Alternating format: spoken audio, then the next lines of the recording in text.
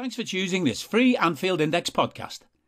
If you'd prefer to listen to this or any of our other shows without adverts, then now's the time to check out Anfield Index Pro. With AI Pro, you can supercharge your entire listening experience. You'll not only get all of our podcasts without the ads, but you'll have them far faster with our quick publish feature available exclusively for subscribers. AI Pro also puts you in the heart of our sound studio, with an option to listen to many of our shows live and interact with the podcasters in real time as the shows are recording. Upgrading couldn't be easier. AI Pro is available on all popular podcast platforms, and we have our own apps for Apple and Android. Just head on over to AnfieldIndexPro.com and get started today.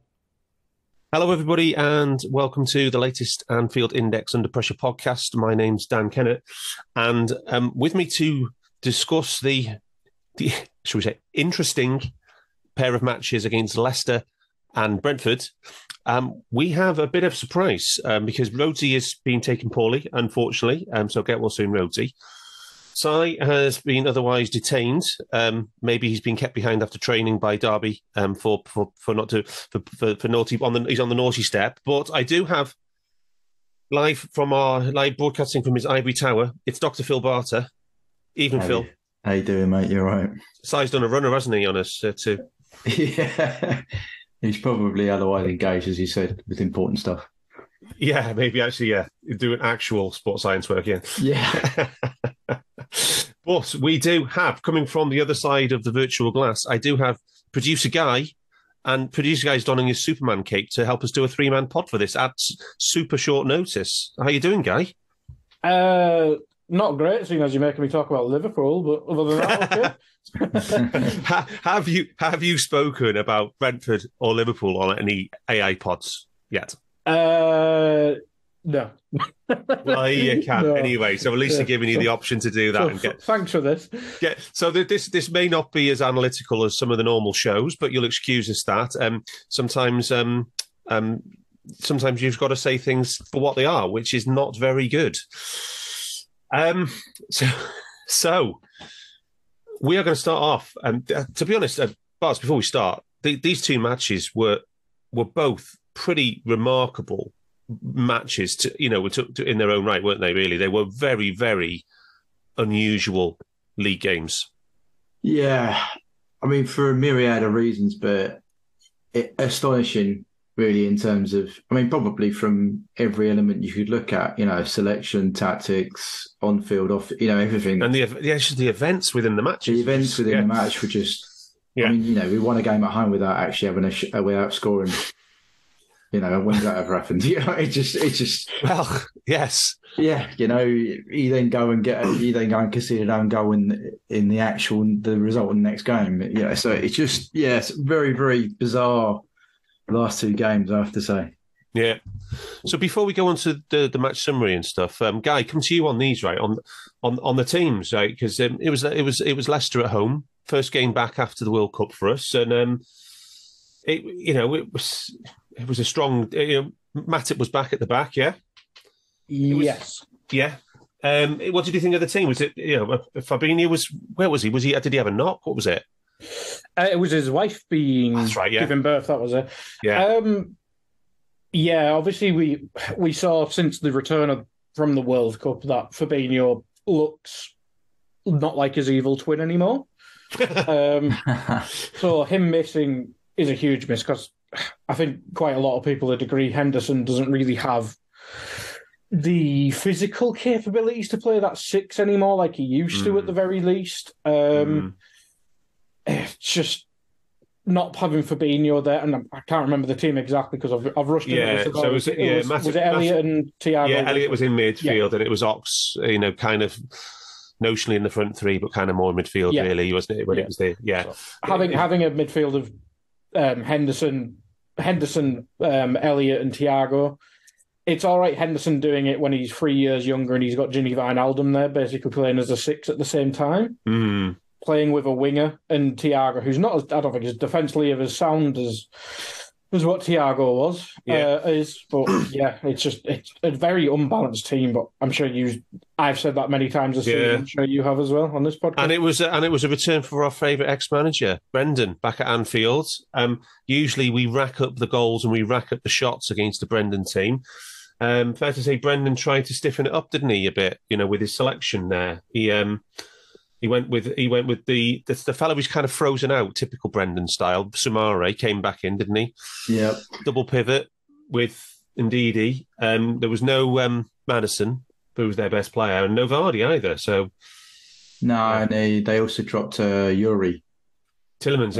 Tillemans. I mean, just to give us a real good chance of getting the 3 points, he did us a right favour. But and he changed Pratt came out and put Perez up front, who normally causes us issues. I think by terms of a Brendan 11 guy, that was pretty much about as hard-working team as Brendan could have put out, right? Yeah, I think so. I think indeed he's very good. Oh, he was very good before all these injury issues and a bit too much Brendan. But yeah, you mentioned Samara. I think he's one who's kind of worked his way back into the graces, but I think that's probably more to do with Tielemans falling off more than anything. But the lad the Fazer who obviously scored, basically saved us, I should say. He seems to have shored things up a little bit at the back for them, considering Johnny Evans is now like a corpse at this stage. Corpse of Johnny Evans. Yeah, it's true though. Yeah, and even like Vardy's. He had the fellow who scored the own goals, Fess. He was credited with the turnaround for Leicester in November and December, wasn't he? Yeah, I think it's more. I think it's a mix of putting him in and dropping Sionchu, who's been out in the wilderness all season. Yeah. So some interesting teams there, and I'll just quickly do the match summary from Rosie. Did provide us this before he got taken ill. So obviously 2-1. Thing to note here is that this is the first Premier League match ever to have been won by a team going 1-0 down and not scoring a goal of their own. So that's quite something. This is what are we in, Barts? The 23rd year of the Premier League now? That's 25, isn't it? Is it not more than that? Yeah. Oh, anyway, God, a lot. It's a lot. It's a lot of years. It's a lot of matches. It's thousands of. It's like 400 matches a season, pretty much. So it's thousands and thousands of matches. First time it's ever happened. Non-penalty XG across the models is 2.3 for Liverpool, 1 for Leicester. Shots was 21-7. Shots in the box 12-6. Shots on target 6-2. The infamous big chances 3 each. Not great. So we're pretty good on the shot metrics and the XG, not so much on the big chances. Penalty box touches 24-15. And then the non-shot XG, which is everything done in the opposition third except the shooting, was 1.8 for Liverpool and 0.6 for Leicester. So Leicester very much playing counter-attack. So on the face of it, Barts, those numbers make it look like a routine 2-1 win, don't they? But it was far from that. Yeah, I think this is what, to be fair to Rhodey, he was saying in the chat afterwards, isn't he? He was saying, yeah, all right, we scored 2, let's call a spade lucky goals, yeah? But actually, when you look at the shot dominance, the 21-7 shots, 10 on target, 5 on target, the percentage of XG, we won the XG in both halves. We had more passes by a lot, by over 100 more passes. We had more touches. There's not many metrics where we lost. We spoke about the intensity being an issue a while ago with Jules. I know Jules is not a great metric, but we won that. 47-37, ground Jules 40-29. Dribbles were up. There's lots of things where you think, on the face of it, like you said, we had it was a fairly all right performance from the metrics. It's just, but we do know that the number one is big chances, because if you run horrible. Yeah. If you run a simulation, things which influence the match results. If you've got 3, say 20% chances in there in your shots, and the opposition's got 3 20% chances and a load of 1, 2, 3, 4% chances, that's not going to move the needle much on the match result, is it? On the simulations. No, it's not. I haven't done it for this game, obviously, but it wouldn't. Yeah, that's, and I think when we look back at the review we did in the World Cup, we said we had to decrease the quality of the opposition shots and the amount of big chances that we were giving them. And in this game, we didn't. I mean, the first goal is I don't even. It's absolutely shambolic from front to back. Yeah, I mean, Guy, some Liverpool concede some bad goals. This is right up there, the very, very worst goals I think I've seen us concede. Are you that person who has everything? The coolest merch and those must-have fan threads? Well, over at our Anfield Index shop, we've gone that extra mile when it comes to pimping up your Liverpool collection. From our popular range of bespoke design t-shirts, sweaters, hoodies and hats, to our signature edition mugs, prints and coasters, all provided with fast worldwide shipping. We have something for every red. We also stock official LFC merchandise and are licensed with the Premier League and UEFA to sell official iron-on shirt badges and sleeve patches. As a listener to this podcast, you can get 10% off everything with coupon code AIPRO10. Just head over to AnfieldIndex.shop or find us on Etsy by searching for Anfield Index. Any goal conceded to Leicester's a bad goal, Darth. The manner of this goal, the nature of it, was particularly galling, right? Yeah, I have tried to blank it from my memory, which doesn't help. But who was it? Who put it in? Was it Daka who put it in? It was Thingy Hall, Dewsbury Hall. Dewsbury Hall, yes. You've brought the nightmares back. Yeah, but there was a knockdown. Yeah. Like Henderson loses the battle, doesn't he? And then there's just massive gaps between our centre backs, and I just don't understand. Like Matip had a bit of a mare in that, but I'd say the first mistake's Henderson. He doesn't foul Dewsbury Hall, which in that role I would have expected Fabinho to do that, for instance. Instant yellow, just take take the yellow. It's more important to take the yellow there. Like, you're experienced enough. Henderson gets sent off a couple of times, but he wouldn't have done it because there was cover at that point if he'd done it straight away, would it? Absolutely. But just take the yellow, and you're not going to get a second. You just don't get a second yellow. You should be good enough at that age to do that. I think that's I think this is entirely. I can't remember who lost the ball up front, but because sometimes you could say, right, we weren't set. You know what I mean? We had possession high up, we lost it cheap, and they broke on us. But I don't even think that's the case here. I think the centre half didn't expect Henderson to not do that. Do you know what I mean? They didn't. They were like, right, he'll clip that there, not a problem, and we'll be fine. But the man he just effectively just jogged past Henderson and then straight into our box and slotted it past Ali. It's schoolboy. It really is schoolboy. I don't think I've seen a player, though, a midfielder, run through from 40 metres out straight through the centre of the team. Basically, almost like parting of the Red Sea, though, and start straight on the keeper. That's just so unusual to see a team concede a goal like that. I think it summarises what our issues are at the minute, though, Dan, doesn't it? Say again, Guy. I think it summarises what our issues are as a team, though, at the minute. We just have no defensive structure at all, and I think that's basically it. Yeah, I think one thing though, Guy, is that even right before they scored, right, one thing that was clear about this game was that Leicester had a plan. Yeah. They came with a clear plan, and they were right from the very first minute. It was trying to, get Harvey Barnes and Ayoze Perez, wasn't it, in behind Robertson and in the channels, in the channels, It wasn't even balls to feet. It was just balls into space, right, for them to run onto a lot of the time, right? Yeah, exactly what Watford had done to us. Brighton did it on a bit cleverer with some switches, but generally a lot of teams this season have tried to just put it in the channels behind the fullbacks, classic, and then get involved. Yeah, and then build up because I think a lot of them are now saying, well, Liverpool 6 isn't up to scratch, therefore we can dominate that area. So we put it in the channel and put it back into that zone 14, and talk about it. Then we can play from there, and that's what a lot of teams have done. It just happened to be Dewsbury Hall was like got in there and I'll just keep running then, and just kept running.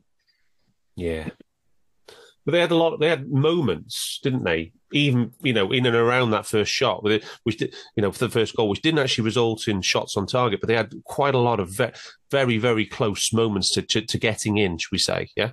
Yeah. Yeah. I think they'd have a chance. Cut across, maybe down the right. I can't remember attacking our left back. I think there was a chance coming across there, and And there was a very close offside on Harvey Barnes on one as well, like a half a foot offside, that kind of thing as well. Yeah. Yeah. I mean, I remember saying at the time, if peak Jamie Vardy was playing, we would have been 3-0 down. Oh, right, yeah. Yeah. And they went with Patson Daka, didn't they? Yeah. Yeah.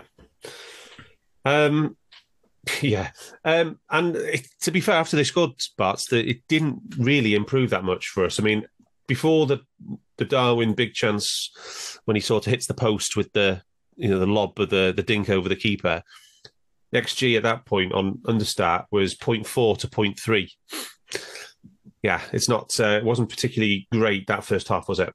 No, I mean, I'm looking at the shot lists on FBrief, and we have 3 straight after the goal. 0.09, 0.07, 0.02. Yeah. Which are Thiago, Trent.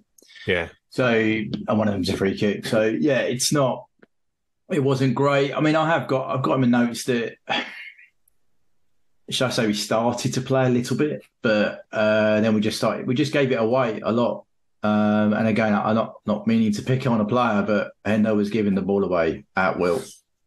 In that first 15 minutes, he was literally like just giving it away. Yeah.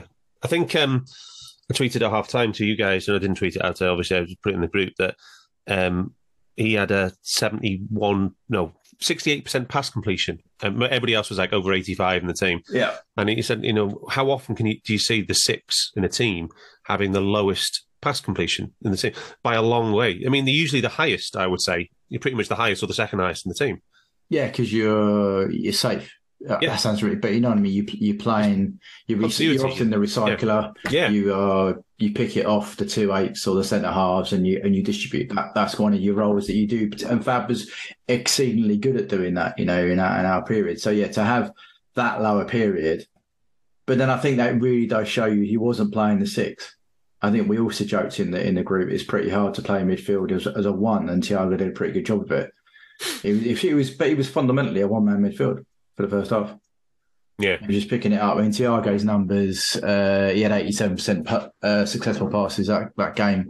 It's not bad for him. He's normally in the 90s, but, it's Elliot again, I think another problem with this period was, for me, Elliot didn't touch the ball enough. He was not invisible, is probably a bit harsh, but he wasn't helping and supporting. He was still playing high and wide. I've seen some shots done where he's actually over towards the left side on when Leicester are broken, and which leaves Trent and completely exposed. So, yeah, I think that feeds into the dysfunctioning in midfield. Yeah, I mean, how did you before the equalisers, Guy? How did you see the general pattern of play in that half? Can you swear on Under Pressure? I can't remember if we can. Yeah, you can. Of course you can. Yeah, it was fucking diabolical. It was just nothing was linking up. As you say, Thiago was basically on a midfield on his own. Elliot, it seems like the more he's been coached into becoming a midfielder, the less he's being better at it. Or the less good he is at it. It's just very straight, but we've seen similar with Curtis Jones, I suppose. There was no link between attack other than, I think I remember correctly, Darwin and Moore had a little bit between them, but it was kind of just between them rather than any build-up play. I think Trent and Robbo grew into the game, but I think Trent was more... Other than, obviously, he caused one of the own goals, which we'll come on to, obviously, but he dealt with Barnes mostly well, I think, which has obviously been the big narrative for the first third of the season where he couldn't defend. Well, he couldn't defend, to be fair. It wasn't a narrative. He couldn't defend. So he did well there. But in terms of us trying to get back into the game, there was no pattern. There was no plan. It was... Yeah. And I think it's increasingly becoming more and more common that it is basically pass to Trent, see what happens, pass to Moore, see what happens, and now pass to Darwin. And, well, he either skins someone or he runs past someone. There doesn't seem to be the I think Man City's more blueprint. You know what a Man City goal looks like. We used to know what a Liverpool goal used to look like. I don't see that this season at all. No, I think it's just to touch on the positional issues. I think if you look at the touches and percentage of where each player took their touches, Harvey playing midfield had 41% of his touches in the final third, which is 10% higher than any other midfielder. Thiago had 18 by comparison. Henderson had 69% of his touches in the middle third, considering we were defending for a large period of the game. Thiago had 52. Thiago had nearly 30% of his touches in the defensive third, which again I think shows you that he was generally being the deeper of the three when he shouldn't have been. He should have been one of the eights. Naby, when he came on, not so much in the defensive third, only 5%, but he was playing right side of the eights, which is generally supposed to be the more attacking one. He had 63% in the middle third and 32% in the final third. So just showing you there that breakdown, Harvey spending 5%, only 5% defensively, and the rest of the time in the middle or attacking thirds at a period of time when he was on, when we weren't on top. Do you know what I mean? He should have been there. There should have been a bit more equality between the three thirds. Yeah.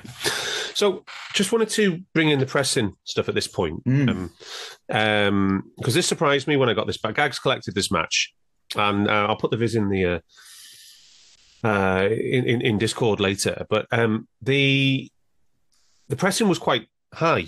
The volume was high. The locations were high at the pitch as well, and the pressing chain was back as well, which I really didn't pass the eye test on me, that one, or when I was watching the game, I have to say. But when I asked Gags for his assessment, his executive summary of the thing, he basically just said there was a lot of industry, a lot of hard work, but there wasn't the old systemic, we're doing this to a plan, we're a finely tuned method with triggers and press. Mm-hmm. He said almost the whole team was Lallana-esque, which basically just means, like that's a Gags code word for headless chicken pressing, just running. Dog chasing a car. Yeah. And so, 217 presses. And if you look at some of the data, because the intensity was there on the Papa chart as well, in terms of what we're trying to do, and the locations were high. And I guess the case in point on this one is Harvey Elliott's. Now, not picking on him here, is that because he had 47 when you adjust for possession, which is an incredible number, really. That in terms of, but it was just work rate, and there was very little forced from it. He spent his entire time forcing people to go back and sideways, not trying to win the ball back and counter press and Gagan and create high quality chances from systemic pressing. It was just work. There was no real pressing traps. There was just closing down, basically. Yeah, closing down. Yeah, working hard. Yeah. And that's all it was. And it was very much on the right touchline, as we've seen with him, in the period when we played 4-4-2. It's one of those ones, again, on the face of it, it looks good, but it's just the volume. What's missing is the quality. And the why are you doing the pressing? Why are we doing? We used to do it, Geiger pressing as playmaker, but it wasn't this in this game. No, it's. I think you're right, Darth. A spot on, particularly Elliot. Again, don't want to pick on the lad, but we've said how many times have we said it? He's too high and wide, and when you're that having an industry high and wide, you are solo. Yeah, I think in your stats here, you've got him. Was his solo presses? He was. He was good. He was still doing his stuff in chains. I mean, there was a lot of pressing the chains generally. It was just that it just didn't lead to anything because it's not coordinated enough as the team. So yeah. I mean, we need to move on from Harvey because we do about him in the next game as well. Yeah, we are. But let's talk about those goals. I mean, the first one, Sky could not stop playing the replay of this of Danny Ward shouting "keepers" before half a second before Wout Fast slices it into his own net. They could not stop playing it every fucking time. Bit of a Keystone Cops thing, bit of a calamity goal. It was Trent that put the ball in, the guy? I believe it was. Simon's joined us. I will admit him, and I will still talk whilst he's joining. But yeah, it was Trent who crossed it in, and it looked like a centre-back who was just desperate to get involved when, well, he should have. Albeit Danny Ward's a bit crap, so maybe he should have. Maybe he was right to go for it, but yeah. I mean, Yeah. I just don't know the physics of how the ball went in from deflecting from it. I don't think I could do that in FIFA, to be honest. And then, do you just want to stay with us for the second own goal, Guy? Do you remember this one as well? Yeah, this one was almost like an Ivan Toney bet on it, I think, wasn't it? That bloke does not know how to slow down. Yeah, it was the Darwin again. I'm sure you'll touch on his finishing numbers at some point, or wait for more data. Well, you always touch on it anyway. But it's a nice attempt at a finish. Yes. Hit the post, but yeah, Faze just didn't have control of his body and just spooned it in, which is fantastic. Well, was fantastic for us, but Brentford ruined that later on. Anyway, evening, Mr. Brundish. He has left the call now. He has left the call, so he's now got connection problems. He's probably trying to join from the training ground or something. Right. Yeah, because that was Barts. That was the immediate follow up from Darwin's big chance, wasn't it? When he was through, he was played through. It was a break, and then he tried to chip the keeper, didn't he? Hit the post, and then yeah. To be fair to the defender, right? I'm not, me, I'm not normally this nice, but I'm not entirely sure what he could have done. On the second one, because he's running back, right? He's like, right, I might get this off the line. I don't think he expected it to hit the post and come back at that post. Like, once it's hit the post and he's that close, it's going in because he's. I don't think he can move out of the way, is what I'm saying. Should he have positioned himself better to not be hit in the face by the ball in the first place? Maybe, but then you could argue that Darwin should have just finished it. But anyway, yeah. It was Ox that put the ball through to Nunes. I just remembered as well. Yeah, I know. Yeah, it was a good little run for Ox as well, I think. What was it? And then he just played it in. I mean, the first goal, I've put down average cross from Trent, which is probably better than most people in the league. But yeah, probably. And the amount of spin he put on the ball, that's probably why you got such a strange deflection from the poor defender. But yeah, it was a hell of a finish from the defender. And I've put down here, one of our forwards should have been there. I mean, that zone where you nip in front, where that is where typically when we were on the big charges, you'd seen Mo nipping in the front post and slot it in the near post. You know what I mean? They put the ball across and he slots it in. So I was really surprised that the defender was first to the ball because they would have known that Trent's putting that ball in there. The run was front post and the other one, the follow-up run would have been back post. Well, neither of them made either of those runs. Yeah. So that was more of a system thing as well. It's like, right, Trent's put a ball in that's decent, but we haven't. It's not clearly not part of our play for that time. But anyway, by the way, so no subs at half time. Slightly surprising to me. I thought there would have been like the Brentford game turned out, where people were hooked as but we went again. What did you see in the second half in terms of pattern of play? Did you see? Barts. Did you see much in terms of change of the? Because we had a lot of shots in the second half, a lot of chances, but it did the quality of the performance improve in any way for you? What can I say? No. To be sure, I thought I was really surprised players didn't get hooked. I thought our structure became even more erratic. I know your old classic pass maps is just volume and links and average pass maps, but there's no structure. The second half is not great. It's all in the same area. Our centimetres are pretty much all on top of each other and they're just moving around, which suggests they were moving around and not really holding shape that well. And Salah's dropping in more and more in the second half for me, which suggests he's not getting the ball enough. Again, your lines on the map indicate there's none over 4 to him in the second half. So his link is with Nunes, him making that pass. So there's no link to Salah. That's the problem. There's no link to Salah, and that is our best player. And that is something I think you've seen me and Si talk about. I think all of us have in the chat is that how have we designed a system that has nullified our two best players, attacking players, Trent and Salah. Well, hopefully Sam will be able to join us at some point so we can go, because he's been doing a lot of this. He's been looking into the output of Mo and Trent. just going through the second half very quickly, there was a big chance of Harvey Barnes, good save from Allison at just after half time.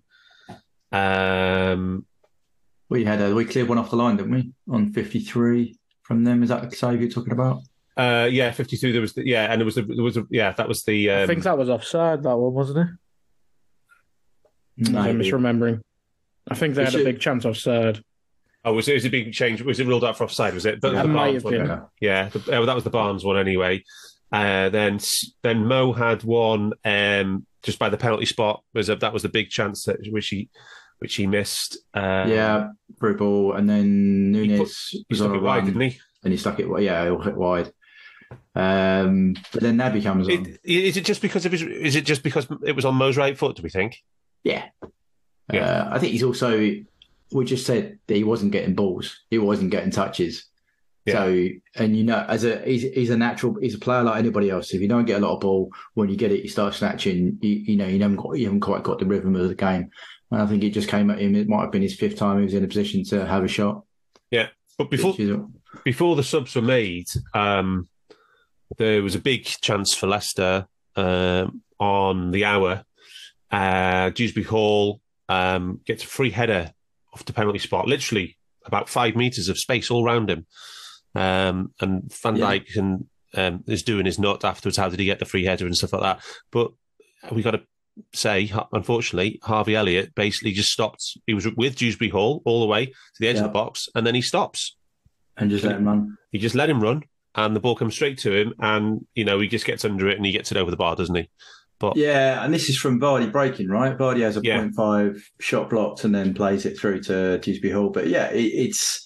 And this is the side, as you said, the touches in the defensive third are the lowest of our midfielders from Harvey. Yeah. So, and this is... He's tracked him to a par and he's just left him. But that tells me, and Guy, I bring you in again, but that tells me that this it's not in this player's natural instincts to play in that position. Well, yeah, I think you can tell anyone to work hard and they'll go work hard, but when instincts are needed, is it even instincts or is it just footballing intelligence? Like, well, you should have at 19, but he's a winger. So I can't blame him for not having them at 19. So it's an odd one to discuss, but yeah, there's an attacking midfielder running into the box with 10 yards of space, as you say. Yeah. Just go with him. It doesn't matter if you're Mo Salah. Well, we've seen Mo Salah this season block shot. I think, was it Everton? Yeah. Remember correctly? Yeah. We've seen Nunes tracking back down. Yeah, Darwin's run didn't he run 70 yards one way and then run 70 yards the other? Yeah. To win the ball back, that's probably a crap excuse, if anything. So yeah, it's just any of our other midfielders would have tracked that guy. Yeah. Even like a Jones or who's lower down than Jones in our midfield pecking order. Naby and Keita's the bottom of the pecking order. Yeah, Naby would attack him. He would attack with him, but no, I think you're right, Guy. But I think you hit a little bit now on how his experience is not playing in that midfield role. His instincts from academy all the way through are attack-minded. And you do have to learn that. He's 19. He's still... So his experience of playing midfield is literally this season, the back end of last season. I think Klopp has noticed this as well because he started to... Once the subs have happened, which should happen at the start of the game, he's moved Elliott into the left wing role, hasn't he? Whilst we've not had anyone there. So I think he's recognised the system in these moments isn't working. Maybe he just has to realise at the start of the bloody game it's not working. But he has been bringing on, let's call them the grown-ups in the room for midfield and then moving Elliott further forward. So maybe he's seeing it and just the lack of options at the minute, but there was no excuse. I think you're giving Klopp too much credit. I am probably because, we'll go on to Brentford. No, I'm just saying that this game could have been outside as well. Yeah. But then we do change it. We thought Robbo was injured. It turns out, was he injured? What was it? He went off. I think he got a knock, so he had a bit of a dead leg. Okay. Which thankfully it wasn't a muscle injury of some any kind. No. But he went off, and Ox went off, and Naby and Costas came on. I guess let's do the Nunes stuff now, because we got other things to talk about in Brentford, and Nunes was a factor in that game, not the decisive one. But we talked about before the World Cup, Southampton, that game there, basically just got Darwin back into line with his XG for the season in all comps. And he's come back, and it's fair to say he's had he's timed it very badly to have a cold spell. Yeah, and So just to give you the numbers, 16 shots in 3 games, 7 big chances, 2.67 XG. Yeah, and this is not what we need at all. It's I mean, even I think on 81, he runs into space, doesn't he, with the ball all the way into the box. Yeah. And he just drags it. Just drags it. I think he tries to find Mo. And you're like, but what you do, just take the shot on. Do you know what I mean? Bully, the defender is level with you. Just bully him, cut across him and take the shot on. He doesn't. He does nothing, basically, and ends up dragging the shot as a cross shot type thing, which can't, do you know what I mean? It doesn't pick up anyway. Yeah. And I think that again, we said Mo quite rightly missed the chance, but he wasn't in the rhythm to do it. And I think that's the same for Nunes, is the reverse. He's getting these chances and he's snatching them, because even the one in the first half, I know he chips the keeper and we get an OG off it, but he should have finished it. Do you know what I mean? And there was one before that. He should have scored. They are chances that someone of his ilk should be taking. 1-on-1 with the keeper, you should be taking. Yeah. That's the centre forward job, isn't it? That's the centre forward job. I know any other chance I can sit there and go, yeah, all right, finishing fairy, the rest of it. 1-on-1 with a keeper, you got to be scoring. Yeah, and in this game, we got to the stage where we saw him take that frankly absurd shot from like 40 yards. Yeah, and there was players around to pass it. It's just that shows you the extent to which everything that got on his head in this game, isn't it? Yeah, and he even started in this game with the whole, he got sent off for? Started having a moan at the referee about someone hitting him. And he did that at Brentford as well. Yeah.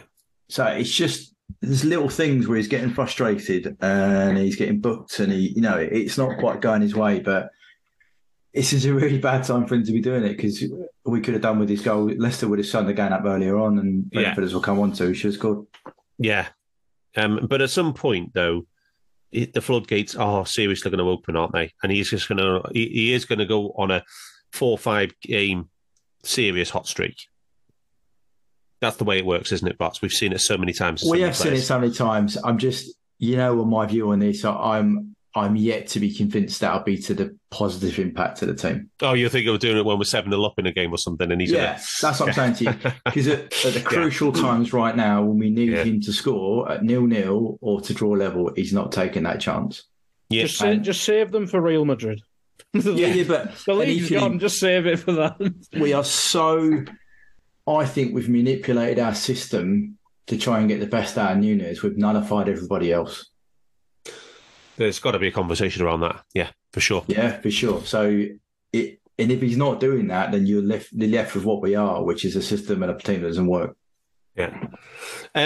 Thoughts on Nunes, Guy, tactical or as a fan? How are you seeing after pretty much half a season? I don't know. He's a weird player. I know this is one for the stats people and serious ones, but I have nothing to compare him to. He can't finish, but he's brilliant to watch till he has to have a shot. But it is interesting what Phil says about him systemically fitting in. Obviously, he was playing left wing before the World Cup. They're playing the Mane role, wasn't he? Yeah. I think that might work better in terms of a pressing system, because we'd have Bobby or Jota, maybe even Gakpo can play that, who knows. But it just feels weird. But it's so hard to know, because I think the rest of the system's broken.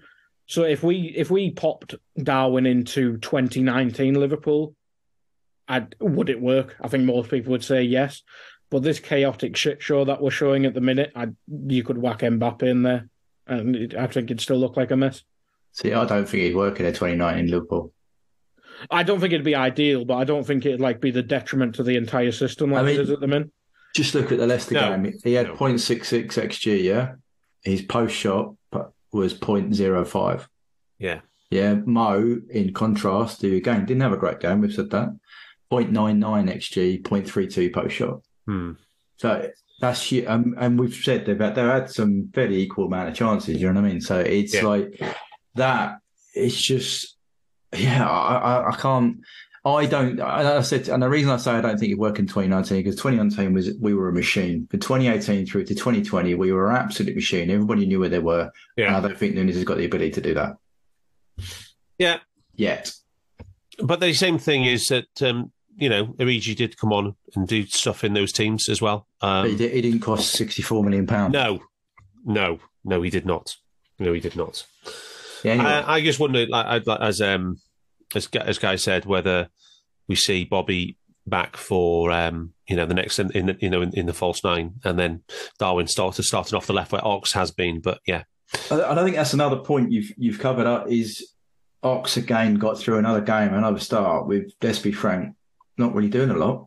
Yeah, not really involved. I mean, what have we got Ox here? Just looking at numbers now, he's got 0.01 XA. No threats, no XT, 0.15 XG, which is off target, so there's no target. In terms of his touches, where are we going for him? He's just sporadic. It's just not. I seem to remember last season, his first 5-6 performances were pretty damn meh. And then he actually grew into the team more. And then, November, December, then January. And then we never saw him again. Yeah, and I think that's... But he did, his first 5 or 6 ones were pretty bad. Didn't him and Naby have the same amount of appearances till AFCON or something like that? Something like that, yeah. Then Naby took over, and obviously we only played 4 midfielders for the second half of the season. Yeah. I mean, to be fair, Ox is doing... If you want to look at a system and looking at maps and where he's picking the ball up when he's playing it, he's actually, we've chatted about the box midfield, Ox is doing that part of that box. It's Elliott, the one that isn't. Do you feel like they should swap? They should flip over? What, Elliott and... no, because I think you then... The system currently at the moment is the left back is high and the right back isn't. If you put Elliott over there, you'd create a huge hole behind. Right, okay. Whereas right now, with Ox in there, you'd have Elliott standing in the same space. You'd leave Thiago and Van Dijk completely. It would be absolute carnage, really would. So, I do think, having said that in the chats, I think you guys might, or not in Discord, I have said I do think we could look at rotating the two 8s, but with a more reserved fullbacks. But anyway, that's for another day. But I just think Ox is doing something for the team, but he's not actually contributing much attacking wise. Yeah. I did mean like Elliott left wing there, by the way, not as a left wing. Yeah, it would have. If you told maybe Rob was, to stay at home more, but I'm not sure you want that, maybe, but yeah. You'd have to then you'd have to flip it round. So Trent would have to go back to being high and wide. Which might work. Do you know what I mean? Isn't that what we want? Yeah, you might link him in with Mo then, and then you'd have Thiago covering his space with Matip. Yeah, it might. It's an interesting. I don't know why we haven't tried something like that, to be honest with you. Yeah. Anyway, by the way. Any other business on Leicester? Naby looked good. I think we mentioned him in passing, but I did think Naby looked good. Yeah. Question: Is he? Did he miss training today? Yes, he did. So is it just a precaution, or is he any rumours on him injury, re-injured? It's Naby Keita. Just presume the worst. yeah, true. Good point. Hello, I'm here to annoy you. I'm here to annoy you into listening to more of me and more of others on EPL Index. We don't just have the Anfield Index stuff. We've got EPL Index as well, which covers the entirety of the Premier League. And we have 3 podcasts and a whole bunch of really good writing on EPLindex.com. The podcasts are my own Two-Footed podcast, which is every day at 4 p.m, Monday through Friday, covering the whole league. We have A Tad Predictable, hosted by Tadiwa. You know Tadiwa, he does Anfield Index. He presents A Tad Predictable before every Premier League match week. And then Kevin De Vries and his crew on the EPL Roundtable, they're every week after the Premier League match week. So make sure you listen to everything we're doing on EPL Index and follow us there on Twitter at EPL Index. Thank you. Bye-bye. Right, okay. Brentford 3, Liverpool 1. Okay. Right. Let's start with the teams. Which one, Guy, on the Liverpool one? Yeah. So, Guy, some interesting selections, some good ones, I thought. I saw your team on Twitter, and I fully agreed with your 11 you picked for this match. We didn't quite see it though, did we? I think I did. I must have had Naby in. I think. Yeah. Yes. Yeah, he should have started. Whilst he is fit, you play him. You overplay him, because it doesn't matter if you under or overplay him. Seemingly, he is a man of no logic, and his hamstrings have no logic. Yeah. So whilst he's fit, you just play him. On paper, I think this is probably, apart from Naby, obviously, I think this is probably the team everyone wanted, because nobody knew how injured Robertson was. Obviously, he came on at half-time and had a good impact, but we'll come on to that. Nobody knew Henderson had a concussion, unless I heard anything in the grapevine. No, so that was a surprise to Si as well. Yeah. That must be a training ground thing, right? But didn't he have a bang on the head in the game? And then played like he had a concussion. I might be misremembering then. But no, it was that came out of the blue. Nobody's ever happy when Ox is in the front three, as we mentioned. He's kind of not doing anything. But no, I was all right with the team. It should have been enough to be at least competitive with Brentford, but it was nothing. Konate would seem like a logical selection as well, didn't it? You know? Yeah, because I thought Matip had a bit of a mare against Leicester, didn't he? Or I personally thought so. And he wasn't that great against Villa either, was he? And defensively, so yeah, I agree. And Barts, Brentford, the big news: no Ivan Toney. Yippee! Good for us, right? Well, yeah, because I think he went off on a stretch, didn't he, in the previous game? Was at Spurs, I think. So, is it Weiser or Weiser came in for him? Wisser, sorry. And then Yannick came in for Dashvili in midfield. But other than that, same back five, same keeper, annoyingly keeper that had a good game against us last time we went there. But I have to say, I think you and me chatted in the group game that we were very worried about this midfield going against Brentford. Yeah, I just thought this is, if you're going to play Harvey, I always remember the time that Brendan went to Stoke and he played Suso and who was the other one? Guy will remember. There was two little lads in midfield, Suso and somebody else, and I think this is you're just asking for trouble. Playing a little lad against Tony Pulis. And Brentford are blocked all Stoke games from my memory. But I mean, Brentford are about as physical as it gets in the Premier League, right, Barts? Yeah, that's what they made no bones about it. That's what they are. They defend deep. They have a five and a five back five and a three in front. They play two in the channels, but they switch the ball. Very strong on set plays. Very strong on set plays. Both boxes. Free kicks, but also free kicks, throw-ins and corners, the lot. The whole lot. Yeah, anywhere in the final third, and they will put a ball in the box, and they are extremely good at defending them as well. So, and then they just battle you in the rest of the pitch. And a very good summer signing in Ben Mee. Let's be fair. Let's be fair to him. Yeah, I think he proved in this game he had a hand in their goal, and he defended well against us. So yeah, I thought that is an astute signing, should we say? Yeah, very, very I think so. So I'm going to put it to you. This is a bit of an existential question, Barts, right? Yeah. I'm going to put it to you that. Do we collect the correct data in football analytics to adequately analyse Brentford versus Liverpool? Because if you look at shots, possession, pass completion, XT, all these things, everybody models. Yeah. There's not one of those things that adequately tells the story of this match. Apart from XG set play. yeah. Where they dominated 0.66 for them and 0.19 for us. Yeah. But I get your premise that they basically have accepted they will not win any metric.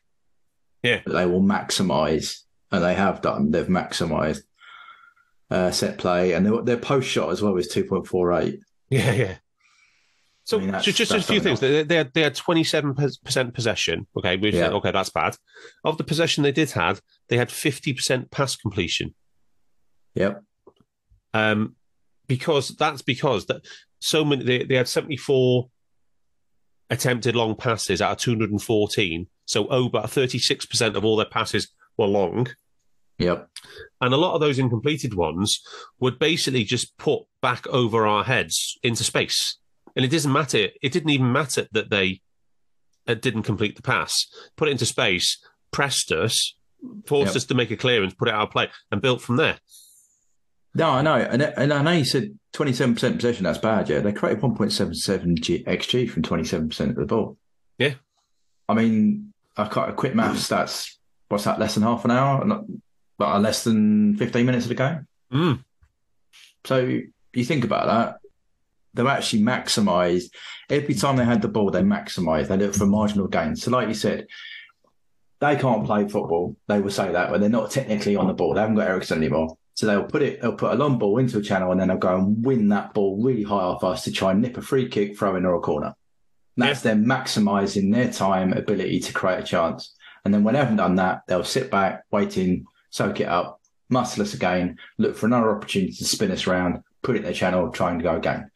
And that's what they did all game. So let me just give you the quick match summary on this one. So go for it.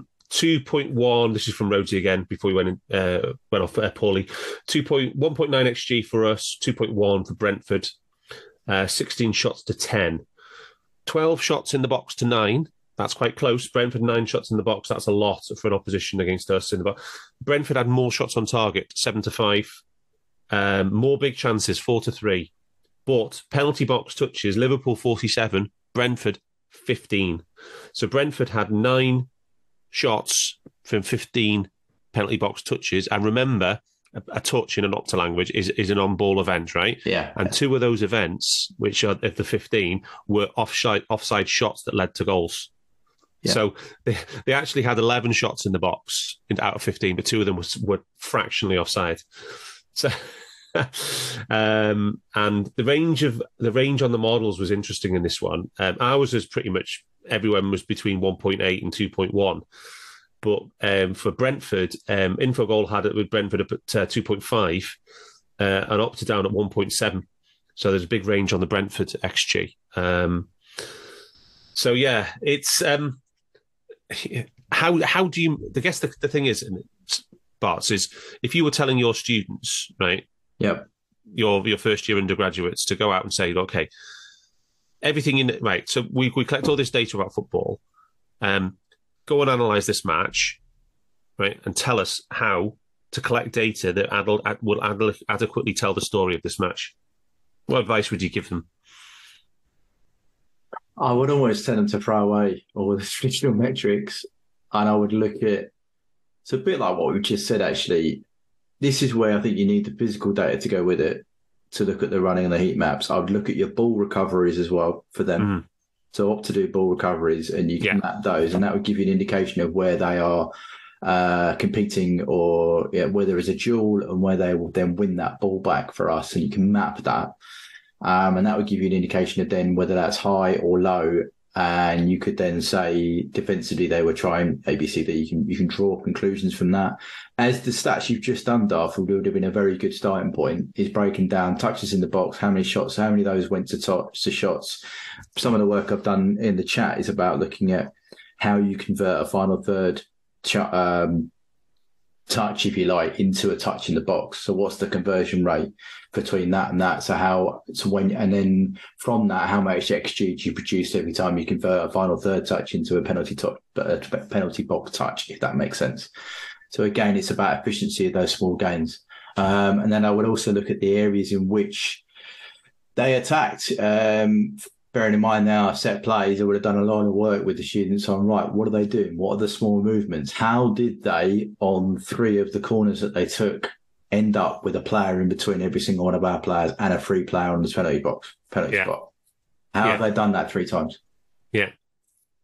Yeah, because we're not exactly duffers from set plays. We hadn't conceded a goal from a set play all year, right? Yeah. Last season, we only significantly lost the set play battle in 2 matches all season, and that was Brentford away and West Ham away.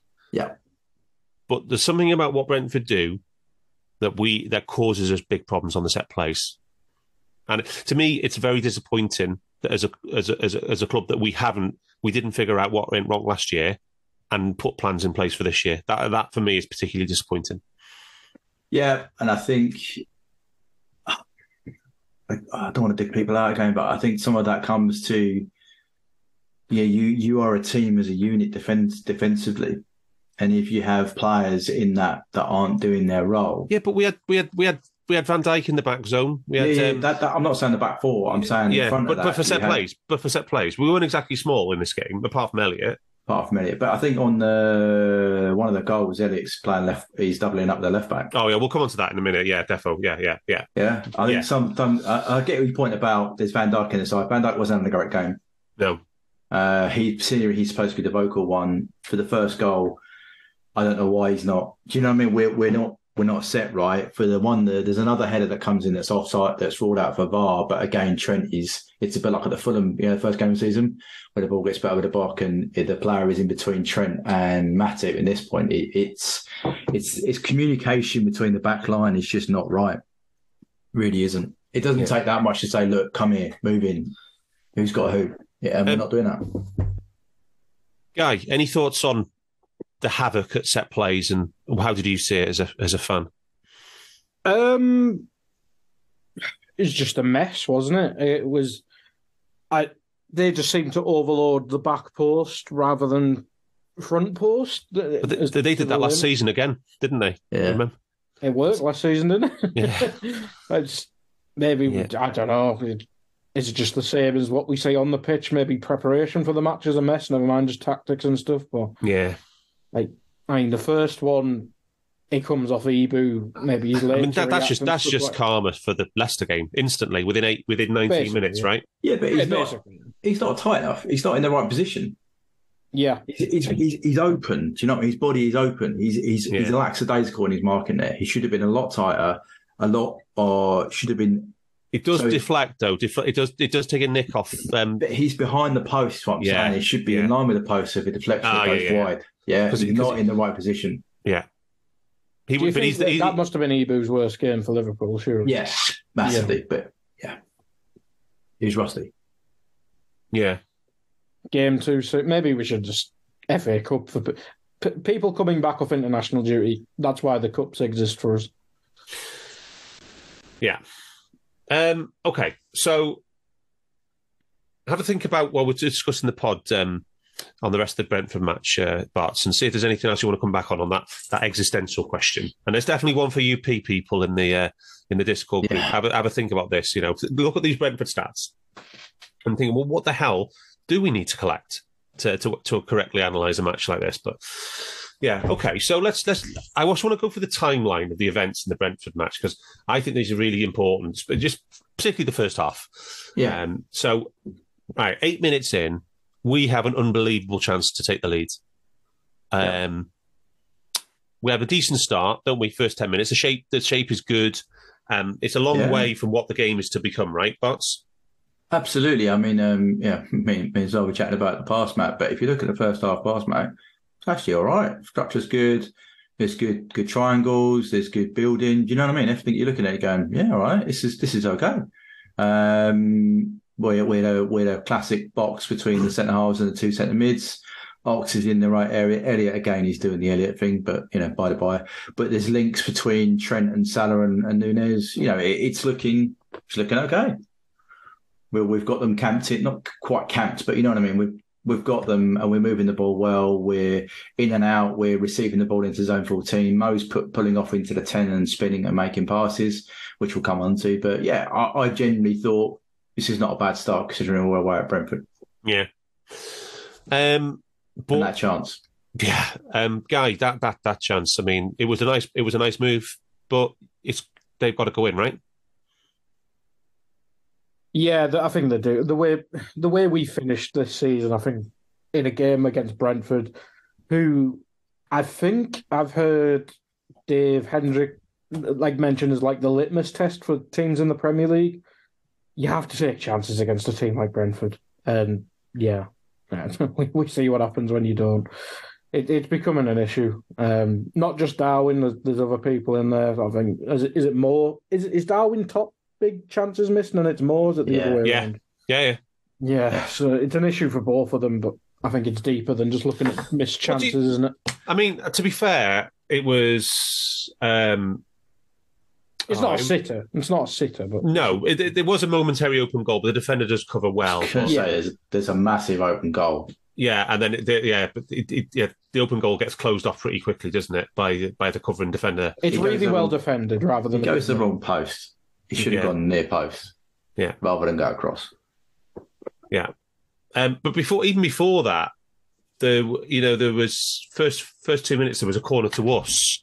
Yeah, I think it was a foul. He gives a foul.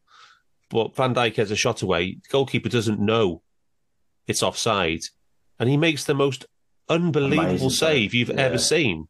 Honest to God, that save. I mean, I know it was offside, but when you see something like that happen, you're thinking, fuck, that must demoralise you as a save when you see a keeper making a save like that, right? It's 2015 again. Yeah. Alex McCarthy's back. Fucking unreal save. He did it last season against us as well. That one he saved from Bobby last season was just... He's a good keeper. He's a good keeper, to be fair. Yeah. Yeah.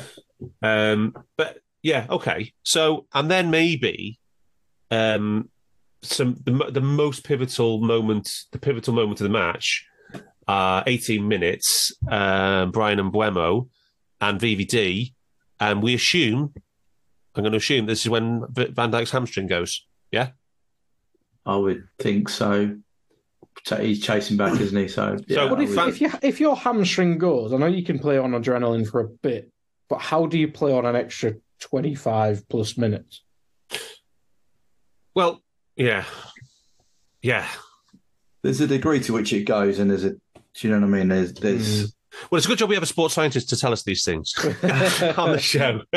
So you can get a few fibre tears, and then you can play on that in the hope that it won't get worse, and you can not do a lot of running and limit what you're doing.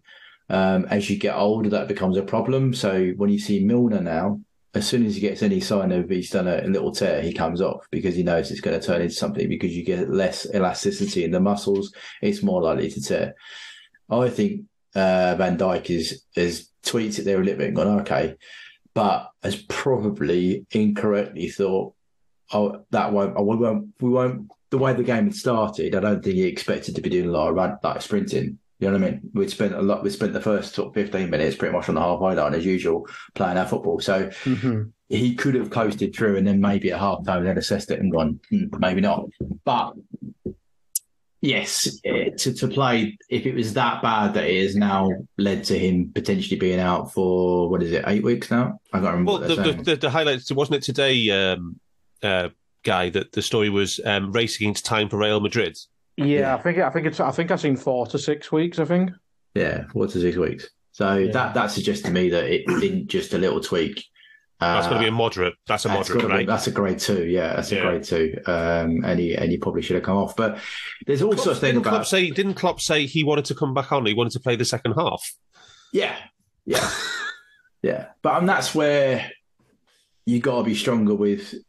We're not very good this season at players going, do you know what, I'm injured, I need to come off. Whereas previously, we were exceptionally good at saying, no, I'm done, I need to come off. Do you know what I mean? Those periods where we managed that really well.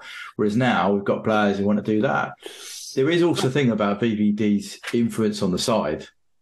Yeah. He comes off. There's a lot, not so much this season, I think. But previously, that would have been like, oh my God, VVD's going off. Yeah.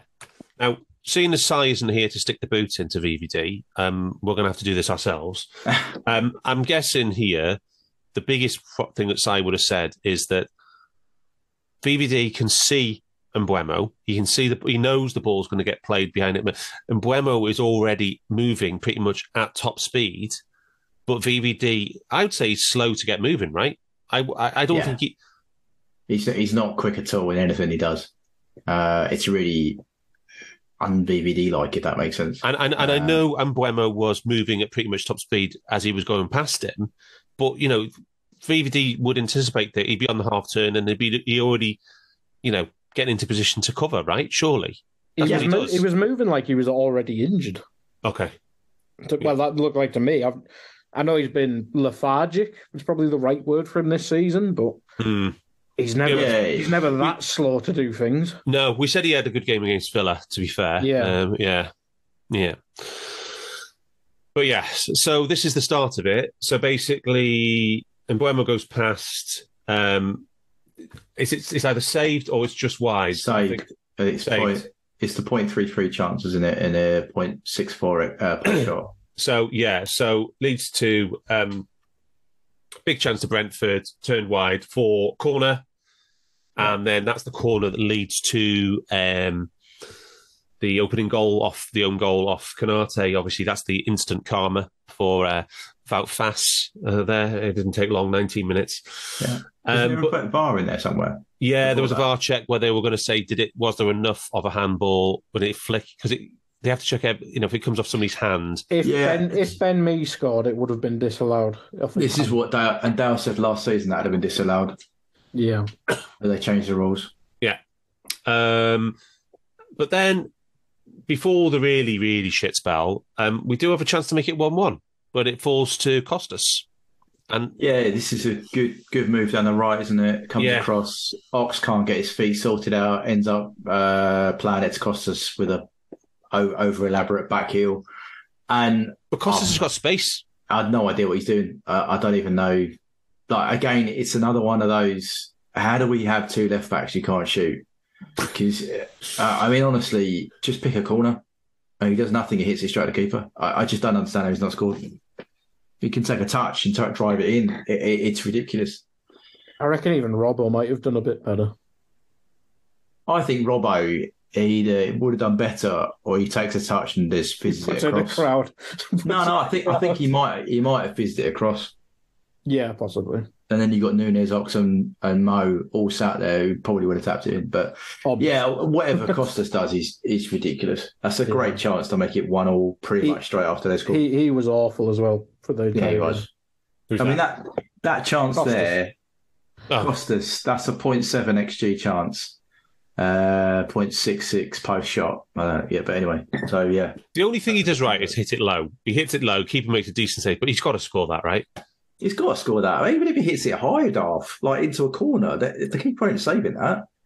He just hits it at the keeper. Do you know what I mean? It's right at the keeper. All he's got to do is go left or right at him with the pace he hit it at, and he's in. But I just don't it's an odd one. But he doesn't strike a ball. How many times has he scored yet? I don't think he has he? Oh, in the FA Cup final. Okay. The pen. Well, there you go. The pen. Yeah. But he wasn't very good this game anyway. He was awful. Yeah. I don't need a VPN. I've got nothing to hide. This is what I used to tell myself before I hooked up with LibertyShield.com. Not only is my home internet now fully encrypted, but I can now access all the websites I want, whenever I want, and do so from absolutely anywhere. As a Liverpool fan, I love to know I can now watch every match, regardless of whether it's on UK TV or not. My Liberty Shield VPN makes sure nothing is blocked, and guarantees me super fast streaming speed throughout that match. You can get connected right now with their software package, which includes a 48-hour no-obligation free trial and instant access to their apps for Apple, Android, Fire TV, PC, Mac, and Android TV. Or go a step further like I have and get one of their pre-configured VPN routers. These small but powerful devices allow you to easily connect every device in your home to VPN, making it the perfect solution for smart TVs, mag boxes, and games consoles. Visit LibertyShield.com today and use coupon code AIVPN25 to get 25% off at checkout. Yeah, no, it wasn't particularly good. And then it was the first disallowed goal for them, 27 minutes. So corner comes in, They actually have two legitimate shots, two legitimate big chances, both from Ethan Pinnock, which Ali somehow keeps out. And then I think Visser is coming back from behind the goal line and he touches it on its way in and is offside. And he's literally about half a yard out from goal, right? And is that right? Have I got that right? I think you got that right. There was a shot before that as well from Norgard. Yeah, that was led to the corner, yeah. Yeah, then you've got the Pinnock two from the corner. 34 and 31 XG, 0.66 post shot from Ali's and a phenomenal save. And the second one he does it, but then you're right. I think he's offside. Was that the one? Is that a handball? No, I can't remember. But yeah, it was because of the guy who scored in the end that caused the infringement and the goal got chalked off. Yeah, thankfully. Yeah, so that was the first one chalked off, and then just after that, 39 minutes. I think because of all of the chaos that Brentford were causing us from set pieces, we brought even more men into the 6-yard box, left Visser completely unmarked on the penalty spot, and they deliver it straight to him. Yeah, and it was a beautiful strike. Yeah. Beautiful strike, goes in, goes off the ground, but it flicks off. It flicks off Ben Mee in an offside position, yeah. Mm-hmm. Or in a sort of kind of obstructing the keeper position. Is that right? I think that's right. He was infringing on the goalkeeper's line side. Yeah, I think. But the real story here has to be, I don't know what we're playing at in terms of Van Dijk's on the pitch. He's the master organizer of that defence, and then we leave a player completely unmarked on the penalty spot. It's like heads have gone moment there. Officially, the heads have gone from the whole team. Well, it's even worse 2 minutes later, isn't it? Because they literally. But you could see the heads have gone in that phase of play with the goal. But we're in a set play situation there. You've got time. You've got people. You've got time to come in and organise, and all sensible thinking and all what you want, leadership and decision making. It's just absent. Yeah, it's completely from probably 35 through to 44, whatever, that nearly a 10-minute period, they're attacking us through multiple set plays, cut of ours, and then eventually get another goal. A good atmosphere, noisy crowd, and all that. We should be used to that. Yeah. We've been to Atletico and won. You know what I mean? Yeah, exactly. We've been all over the world and won games. There's no reason they shouldn't have just, like you said, BBD's there, should have organised it, didn't. Yeah. I think there was so many stories after after this game about our physicality, about the intensity, and loads of stories in the press. And it's pretty damning, isn't it, really? When you look at that first 40 minutes, we haven't even got to the second goal yet, just how chaotic it was. Then the second goal might be the icing on the cake. No, it was just an unorganised shit show from, basically after that Darwin chance, wasn't it? From our senior players. Yeah, that's the thing. Like, Van Dijk's bad games you could probably count on one hand. Yeah. And most of them fingers were the Aston Villa fucking game as well. I think this is his worst game for Liverpool. This one. God, it was just so much shit in this. But like you said senior players, you can't throw Elliott in there. Kanate, not really a senior player just yet, but he had a bad game. Yeah, he's not had a bad game in a Liverpool shirt till this. Tsimikas we mentioned normally very dependable, dreadful. Yeah, Trent, albeit we'll talk about the second goal in a sec. He was probably the most competent. I thought Trent was all right. I mean, there was only one fullback on the pitch who played well, and it was Rico Henry. Till Robbo came on, to be fair. True, yeah. Henry was terrific in that first half. Yeah, he was excellent. I can't even think who else. I thought Fabinho wasn't good or bad, I'd probably say. But the thing is, I would say that the three bent from Norgard, Jan Elt, and who's the other dude in midfield for Brentford? Janssen. They were all better than Fabinho. All of them. They were. They were solid. They were physical. They pressed. It was 3 against 2, though. Yeah, this is true, actually. And the press numbers that we've got from StatsBomb, Liverpool only had 89 pressures in the match. Right, Jensen, Janelt, Norgard had over 50 between them. Their centre midfielders. They just worked hard They had 27% possession, and they fucking worked hard, and they pressed us in our own half. Yeah. So I think that, albeit it's becoming a bit boring now, talking about Ginny Wijnaldum a million years after he's gone. This is a game where you miss Ginny Wijnaldum. Very press resistant. It doesn't do anything amazing on the ball, but he's physical. Won't lose the ball, and he will give his own. He doesn't get bullied. Thiago can. Yeah. Naby should have started.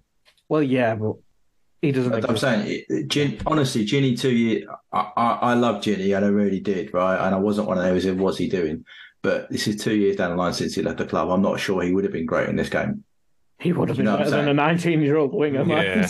True, but that's kind of maybe addition by subtraction. I'm just saying. We have a current player who should have started. I don't think I've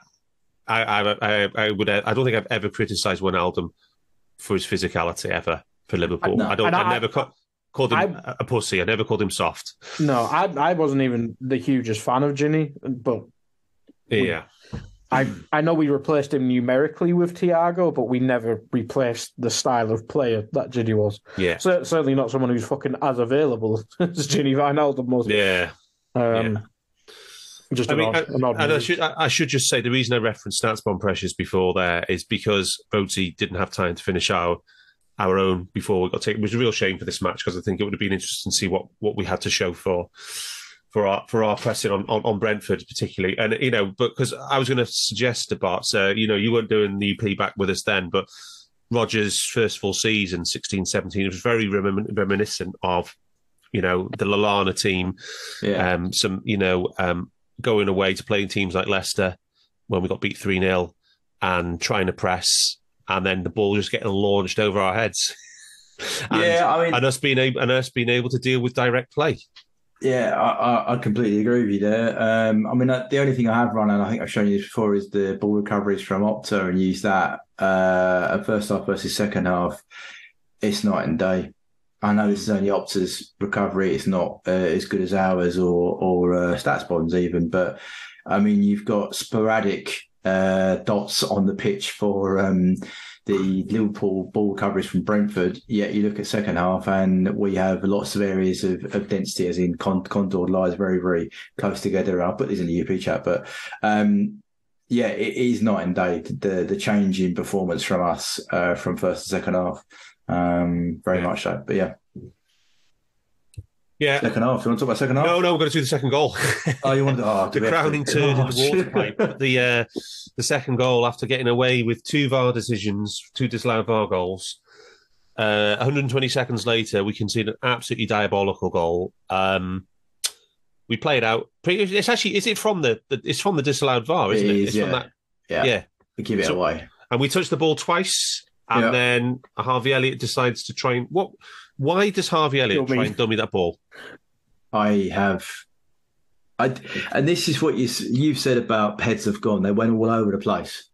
Because and that's where the young kid hasn't got the experience of being in the mire at that time, because an experienced player would have just got foot on the ball, keep the ball. Yeah. Keep the ball. Keep it ticking. Not, right, I'll do something fancy here, we'll get out of jail. No. You've just got away with murder 3 times. Don't be dummying it there. Just play it simple. And that's not his fault. He hasn't got the experience. He should never ever have been in that position. But yeah, I don't know what he's doing there. It should have been hooked straight after that. Yeah. And he was, to be fair. I have no idea. I don't think I got anything. Why is our right centre mid a left back? Yeah. Why dummy it? Why it just maybe it was it's not a mistake from Alisson, because maybe he expects his Liverpool teammates to be competent at football. Might be his first mistake. It's literally from the goal kick, right? Alisson. Yeah. He has an indirect free kick, and he passes it out probably 30 yards on the angle into the left back channel on the floor, and which we do tens of times a game. Yeah. But Elliott dummies it. And Ruslev intercepts it and then puts it out to Mbuemo, I think.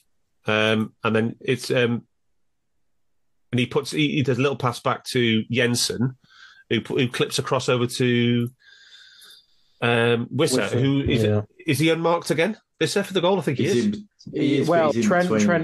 Trent marks. I can't remember who the other one is at the back post, but he's marking him. So this is why Harvey being out of position is absolutely critical, because it left Trent 2v1 and there was no one in front of, because Thiago's already gone across to help out. So it left Fab on his own in the middle dealing with 3 runners and their 2 forwards. And we just didn't get organised, because BVD ends up not marking anybody. He misses the header, right? He's in the team literally to head those crosses away. He misses that. Yeah. Canate's in between 2 players. Yeah, and then Trent is in between 2 players and he's marking the guy at the back because he thinks the ball's going longer than it does. And Fab can't help out because he's there going, I've got 2 runners coming at me from midfield, because Thiago dragged out and Elliot is doing, I don't know what the hell he's doing. And Ox is back there as well, isn't he, I think? We've got basically, I think, nearly 4 players in one zone of the pitch when we should have had 2 at tops and 2 more in protecting our goal. It's a horrible goal to concede. Probably even worse than, it's one of the worst goals out of the Leicester game, to be fair. Oh, I'm not having it. It's worse than Dewsbury Hall. It's worse than the fair zone goals, though. I think it's because it's so simple. It's a cross into the box. Yeah, this is the stuff that we should deal with. It's not a Kevin De Bruyne-esque cross either. That's what I'm saying to you, right? That's why I think it's worse, because it is so simple to defend and get that right. Whereas the Dewsbury Hall, I should have clicked him earlier, but I'm just saying this one here is so simple to sort that out, and they should have done their jobs. No one did their jobs, and it's horrible. The ball in is all right. It's not brilliant. It's below average ball, and we should have defended it. BVD should have headed that away. Or one of our centre-halves, big centre-halves, should have cleared the ball. Didn't. Yeah. Sorry, I've gone on a bit there, but it deserved it, to be fair. I hate simple goals. I just, it's a 0.08 chance. Yeah. Right? And Ali nearly saves it as well. I think if Ali's, I don't know, half a second quicker, he saves it, claws it around the post, and he would have got us out of jail again. The post shot is 0.14. So, okay, triple sub. Yep. Guy, half camera on the dressing room for half time would have been interesting, I think. Klopp. Oh, Naby's here. I mean, what do you think? There would have been teacups going, hairdryer. What do you think? Or do you think it would have been? How do you think it? What do you imagine? What's it say in the drinkle heads? What you imagine going on in that dressing room? Oh God, I was just thinking about what time I'm going to bed at that stage. Does a hairdryer treatment work on complete bell ends? So that does. But that's what they were playing like. It's not about losing, because as I mentioned, Brentford are a good team. Yeah. Obviously missing their star striker, which is not great look for us. But they were playing like complete bellends, like not giving a fuck. Elliot played left back, heads gone, as Phil keeps saying. Bullied all over the pitch. Yeah, they just weren't competing as they should. They weren't giving 100%, which they sound stupid and cliched, but they weren't. Well, they weren't, because we saw straight away after half time intensity. We saw it. Well, we did. We saw Robbo made an immediate impact. He actually ran with the ball. I think Naby, once he started getting more involved, he was basically the best player on the pitch until his mistake for the goal. And Matip was better than Van Dijk, no question. Yeah. Well, that wasn't fucking hard, to be fair. Exactly. And actually, Canate was decent this half as well, to be fair. Yeah, till the mistake, everything improved. Everything improved from that moment on. So maybe why should it take you being 2-0 down and an abject performance and getting bullied to come out and actually show some intensity and show some fucking gumption? I think it goes beyond just shouting at them. I think just me and Phil were talking whilst we were waiting for you to join the Zoom call. As soon as we brought Naby on, the system worked. Yeah. There's a level of digging people out and making them have an emotional impact. But in terms of having a tactical impact, having Robbo on for Tsimikas, who had a fucking nightmare, improves. But bringing on Naby for Elliot was, I can't remember the stat you mentioned, Phil, but it was night and day. And every aspect of our controlling the ball, what we could do with the ball, how we could defend. Obviously, Brentford didn't need to attack as much. That might have helped. But just having a third midfielder who has been ingrained in the Liverpool system for 4 or 5 years now, it makes a difference. Yeah. Having a third genuine midfielder rather than some kind of surrogate midfielder or a fourth Absolutely. attacker. It could have been, obviously Naby Keita is a better player than James Milner, but that could have been James Milner and it would have been an immediate fucking improvement. Yes. It's the weird thing is that, and I don't disagree with what you said, Guy, but if you look at the comparison of Elliott and Keita's numbers, right? I'm not sure you're aware of this, but middle third percentage of their touches, 52-52. All right. Harvey, final third, 43 versus Naby, 32. Naby more defensively, again, where he should be. But again, we weren't defending that much in the fight, so we had 16%. If you look at what they did in each half in terms of XA, Naby 0.06, Harvey 0.24. Yeah, Naby had a shot, 0.1, Harvey didn't. Passing, this might surprise you. Harvey had an 88.6 success rate of his passing, Naby 69.8. So this is maybe coming back to your question, Darth, about how do you measure this game? Because we all know Naby played better, but in some of the stats, Harvey played better, but he didn't. He didn't offer us what we needed. By subtracting him, we got better as a team. Anyway, yes. So I'm going to do my really, really mean thing now. And the only player I've done it about on Under Pressure before was Martin Skirtle. And it's a thing from American sports, primarily American football, I believe, or also maybe basketball. And it's called addition by subtraction. And what it is that the theory is that the team as a whole improves, it gets added to simply by removing the weakest link and replacing it with another player, a replacement level player. And unfortunately, I honestly think Elliott is now at that point where it's addition. We subtract Elliott, add literally anybody else, any other midfielder, and the team improves. And I feel really sorry. I have to say that because he's a young, talented lad and he's got some attributes which are really, really good. But in terms, I'm only interested in the team. I only interested in the team level of performance and the team outputs. And Martin Skirtle and now Harvey Elliott, I'm afraid.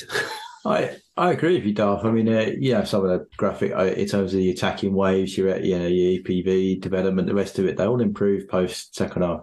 They all improve. Pass maps, we are in their half for pretty much the entirety of the second half, passing the ball, moving it, creating chances. It's exponentially better in the second half. We just didn't. We got the early goal, disallowed for offside. Again, that's intelligence. I do think you got to take. If you're that quick, you don't need to go early. Just go. You'd still outpace the defender and put it in, and that's another chance, isn't it? That's another big chance. Sorry. Yeah, go on. Guy, don't say.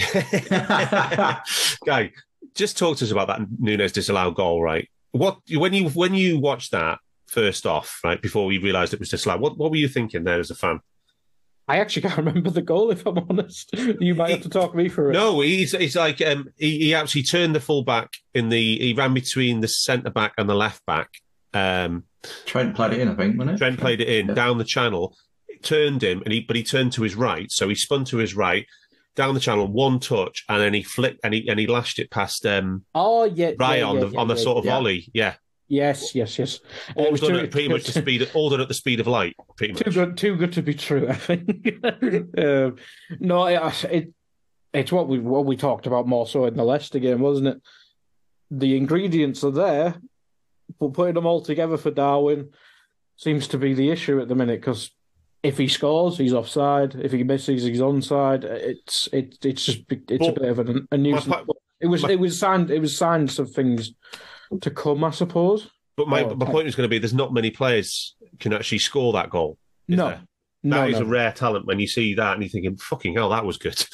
Yeah, I was like, get out of the chair. Fucking hell, that's brilliant. No, it absolutely was. It's just, God, maybe it's just the fucking game draining it out of me. But it's just like, did you have to be offside? But that's the point, isn't it? Yeah, that's the point. He didn't have to be offside. Yeah, no one knew it was offside. at the time. I kind of guessed it though, just because it was Darwin. No, but I mean, you're that quick. You make sure you're not offside. Yeah. It's not hard. You just run along the line rather than in the space. So that's the thing that's making me keep the faith, because I called him a rough diamond and won the pods before the World Cup. But the thing is, was it one of them where he was never onside? I'm just going to ask that. Yeah. I hate that shit. But Rhodesy said that he said at least you called him a diamond because it means he's got the qualities there to be polished. It's just a rough diamond, so it's not like you're trying to polish a turd. Basically. No. It's not. And again, it sounds not like your Ox, is it? No, he's a shadow of a footballer at the moment. But I guess the thing is that nobody thought we were going into a transition season. That's the thing. That's the thing. Yeah, you have to put the price out of it, but it's again, it beggars belief that he's that old and he can't time a run. Because again, that's really crucial chance. He scores that, we get a draw. It goes back to what Marco Lopez, friend of the show, said, and he said that if for 2 years at Benfica, he wasn't coached. Yeah, and this is really showing up now because he shouldn't be at his age. He should be a bit more tuned in his game. I know we're talking. I mean, I'm going to say something. You're going to go, well, these different. Owen Fowler, right? They knew a lot younger how to time the run, how to finish. Mm. They were younger players. But they were coached in a way, and it is coming back to haunt us that we've got a player who is that rough. He's 2 years probably behind the coaching needs to be, but that is another chance that's cost us. Could have cost us. I think if he scores that, we go on to win the game. Yeah. Yeah.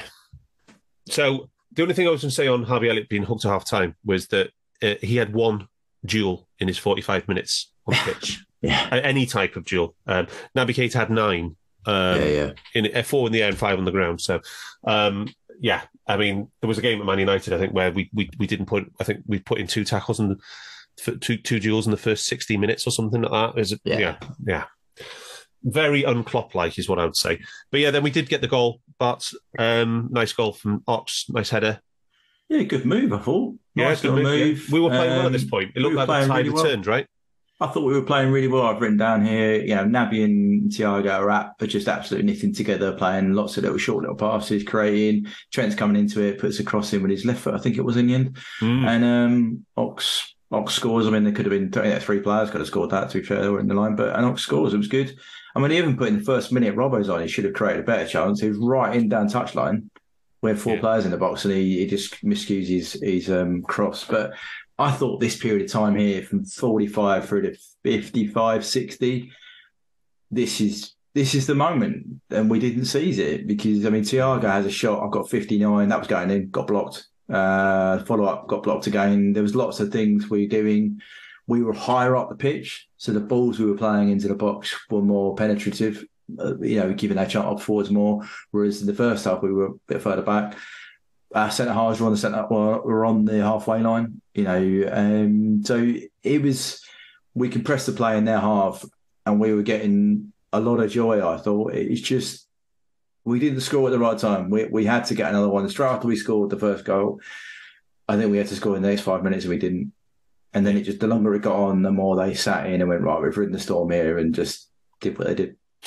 So we've talked all season, Guy. You've heard us whittering on when you've been either side the virtual glass about fitness, intensity. How long do you think we kept up the real physical stuff for the real pressure and the real intensity? How long do you think we managed to get it for before we lost it? 20 minutes? Just in the second half? Yeah. Oh God, yeah. 20, 25 minutes at a push. Yeah. And then we eased off, didn't we? We kind of. Yeah, we can't even do a full 45 full gas anymore, can we? But to be fair, Darth, we had to go. This wasn't just full gas. This was in 6th gear. We've got to push it with 2 down. Yeah. It's not like we're 1 down or we're chasing it. This is like we've got to go for it. We use so much energy in that first 10 minutes. If you're starting off in reverse, you kind of fucked yourself. Yeah. But I mean, to give you an idea about how much on top was, their goal, which is horrendous, and we'll come on to, is 0.52 XG. They only conceded 0.53, I think it is. We only conceded So their whole entire second half XG is 0.52. They didn't have anything between the 2 goals. No. They didn't have any shots between the 2 goals. No shots that registered XG. That is it. That chance, 0.52, a massive chance. Don't get me wrong, anybody who should have done better. That's it. That's what they had. We blocked it. We blocked out one other thing, whether we blocked, I think it was. But other than that, we completely and utterly dominated that second half. Yeah. So Brentford's last 2 shots of the match were goals. Yeah. How about that, eh? Yeah. We didn't create any, apart from the goal, did we have any good XG chances? Or created chances? The second half, we created 0.74 in the second half. Only, I'm just trying to think, some of the chances we had. Remember Fab broke, had a shot from edge of the box. No, I mean, it's a long shot, but it's not really something we made, is it? No, it wasn't. No. It was just intensity, and there was just general pressure. But we didn't have any really other than the goal, and there's no big ones. No. Should we talk the final goal then? Real, just the crowning turd in the water pipe here. I've already said that, but this is the second one. But this was a shambles. I mean, it wasn't. I'm going to say it now. It's not a foul. Oh, God, no. I thought it was at first, but that was just me being a Liverpool fan. It's not a foul. No. It's just, you've got to be stronger, lad. He's bigger than Brian and Buemo. I don't even know why he doesn't just head it back to Ali first touch. Yeah. Just knock it back. Collective heads gone? I don't know, because I think we're on top there. I don't know. I'm not sure what he's doing. I genuinely don't know what he's doing there. Because for me, that's really easy. He's over the top, knock it back to Ali, peel off, receive the ball at feet, and we play again. Just a word on people blaming Naby as well. He was the only one. He was the only one trying to do anything. So the fact he got pressed by like 2 or 3 people. Yeah. And then again, he got pressed just outside the D in their half, right? So behind him were 2 other midfielders and 2 centre halves. I'd say it's 95% Ebu, 5% Naby. Was basically it. Yeah. But yeah, that was a very, very sour note to finish the game on. And not very good. Any other business chaps on Brentford? Oh, we have to play them when they've got Ivan Tone. Well, no, he might be banned for gambling. Ignore that. I think there's a fairly good chance he's going to get banned for gambling. They have just signed a random German, though, so that might haunt us. I remember somebody told me that, or I heard on one of the pods that Joey Barton got 18 months for his gambling offences. Betting, just general betting on football. And they're less than even Toby's, I think. And Sturridge get like 4 months for 1 bet or something. Yeah, Trippier did as well for the same thing, didn't he? But that was like giving out information, wasn't it, about where they were going? Sturridge gave out his information where he was going. What we don't know is whether Tony was betting on his own team's games. That's the big one, isn't it? Whether we don't. That's the rumour, isn't it? 30-year sentence. If he's been betting on his own team's games, he might as well. His career's going to be over. Welcome to punditry on top. Yeah, because that's the whole spot fixing, isn't it? Stuff, isn't it? Yeah, but isn't it hundreds and hundreds of bets? Yeah, it's like 260. I think that's what I'm saying to you. It's in a different league to that they know of. What's his face? Joe Barton was not that many at all. No, I think you're looking at and they've got the evidence. They wouldn't charge him. I think he's done. I reckon you're looking at a year. Minimum. Yeah. Was he 29 now? 29, 30? I think he's younger than that. No, he's younger than I think he's like 25, 26. He looks like he's had a hard life, put it that way. Yeah. He's a Liverpool fan, that's why. Anyway, so that was a nice little adjunct on Brentford to finish. But thank you very much, Guy, standing in. No problem. Maybe next time I'll actually look up the game beforehand. You'd blanked it all from your memory. Yeah. But art of bullshitting. The secret of podcasts. Yes. And thank you very much, Barts. We will be back. God, I don't know. It's the FA Cup. When are we going to be back? I mean, God knows. We'll put it in the Discord chat. We'll put it on the Twitter channel when we'll be back. We're not doing FA Cup, are we? No, we're not doing the FA Cup. We'll do one after the next league game somewhere, including a little bit of FA Cup potentially. But until then, thank you very much, chaps, and up the Reds. We hope you enjoyed listening to this Anfield Index show. Please be sure to subscribe to our channel so future podcasts find their way to your device automatically. There's nothing quite like fan engagement, and we'd love to know what you think of anything discussed on this show. The best way to get in touch is over on our free Discord community, where both podcasters and listeners debate the hottest LFC topics 24/7. Sign up free now at AnfieldIndex.com/Discord. You won't regret it. You can also follow us on Twitter at Anfield Index and find us on Facebook by searching for Anfield Index. Oh, and before you go, we'd love it if you could leave us a 5-star review on your favourite podcast app. It only takes a couple of seconds, and it means the world to the people who create these free shows.